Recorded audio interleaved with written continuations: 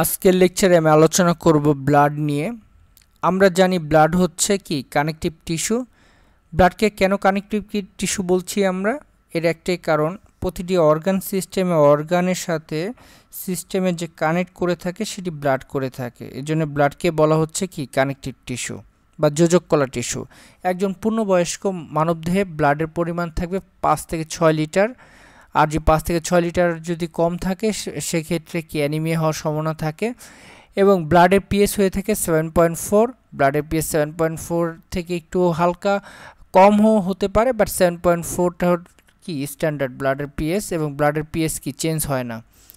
তো এরপরে আসি যে ব্লাডকে আমরা এখানে দেখছি দুটি স্তরে ভাগ করা হয়েছে। তো ব্লাডকে আমরা দুটি স্তরে ভাগ তখনই করতে পারবো যখন আমরা একটি সেন্ট্রিফিউজ মেশিনের মধ্যে চালনা করব। তখন সেন্ট্রিফিউজ মেশিনের মধ্যে চালনা করার ফলে একটি ফোর্স তৈরি হবে, এবং ফোর্সের ফলে ব্লাডের যে রক্তরস মানে ব্লাড প্লাজমা এটা উপরে চলে আসবে, এবং ব্লাডের যে কণিকা মানে রক্ত কণিকা সেটি কি নিচে পড়ে যাবে সেই অ্যাপেন্ড্রফ টিউবের মধ্যে। তো নিচের অংশে থাকবে কি রক্তকণিকা, আর উপরের অংশে থাকবে রক্তরস। তো রক্তরস 55% থাকে ব্লাডের মধ্যে, এবং রক্তকণিকা থাকে 45%। তো রক্তকণিকা আবার 3 প্রকার: লোহিত রক্তকণিকা, অনুচক্রিকা বা প্লাটিলেট বা শ্বেত রক্তকণিকা আরেকটি, এবং সেটি হচ্ছে কি দেহের সোলজার ডাব্লিউবিসি।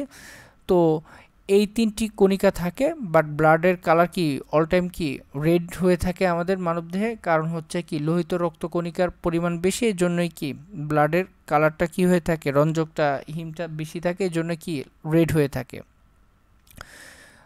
রক্তরস যদি বলি 55%-এর মধ্যে, আবার আমরা যদি দেখতে পাই যে 92% কি থাকে, ওয়াটার থাকে। তাছাড়াও আমরা যদি বলি 92% ওয়াটার থাকে, এবং কি ইনঅর্গানিক এবং অর্গানিক পদার্থও কি থাকে এই রক্তরসের মধ্যে থেকে থাকে। তো রক্তরসের প্রধান কাজ বা প্লাজমার প্রধান কাজ হচ্ছে কি রক্তের তারল্য রক্ষা করে থাকে, এবং পরিপাকেও কি মানে বিভিন্ন খাদ্যসার পরিপাক হওয়ার পরে যে খাদ্যসার তৈরি হয় সেই খাদ্যসারকে কি বিভিন্ন স্থানে পরিবহন করে এবং শক্তিও যোগান দান করে এক্ষেত্রে। এবং রেচনের যে বজ্র পদার্থ তৈরি হয় নাইট্রোজেন গঠিত, সেটা কিডনিতে নিয়ে যায় কে রক্তরস নিয়ে যায়, এবং অল্প পরিমাণে কি অক্সিজেনও কি করতে পারে, বাহিত হতে পারে রক্তরস দ্বারা। এবং রক্ত জমাট তৈরি বা কোয়াগুলেন্ট মানে করার জন্য যে সকল উপাদান দরকার সেগুলি কি থাকে রক্তরসে থাকে আসলে। আর আমরা যদি বলি রক্ত কণিকার মধ্যে কণিকা আছে কি red blood cell, gaseous face সাধারণত কী করে থাকে, এটার ফাংশন মেন ফাংশন। আর যদি বলি যে প্লাটিলেট হলো কি অ্যান্টিকোয়াগুল্যান্ট হিসেবেও কাজ করে। কি আমাদের যখন কি দেহের মধ্যে কোন জায়গায় কি কেটে যায়, তখন প্লাটিলেটের কারণে কি হয়, সেটি কি রক্ত জমাট বাঁধতে সাহায্য করে।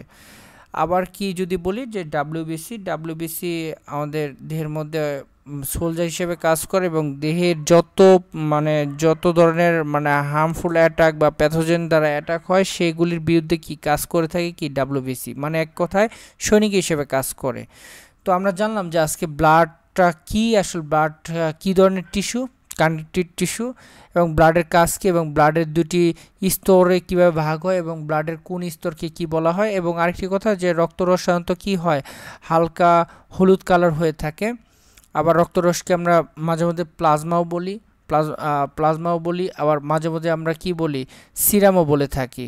তো প্লাজমা এবং সিরাম দুটির মধ্যে অবশ্যই পার্থক্য থাকে, কারণ সিরামের প্রোটিন থাকে না, প্লাজমাতে প্রোটিন থাকে। যাই হোক, আজকের লেকচার এই পর্যন্তই। আমরা টোটাল ব্যাপারটা বুঝতে পারলাম যে ব্লাডটা কি, এবং ব্লাডের যে দুটি স্তরে ভাগ করা হয় কিভাবে, এবং ব্লাডের যে কণিকা বা ব্লাডের যে রক্তরস আছে এগুলির ফাংশনগুলি জানলাম। তো আজকের লেকচার এই পর্যন্তই। আল্লাহ হাফেজ।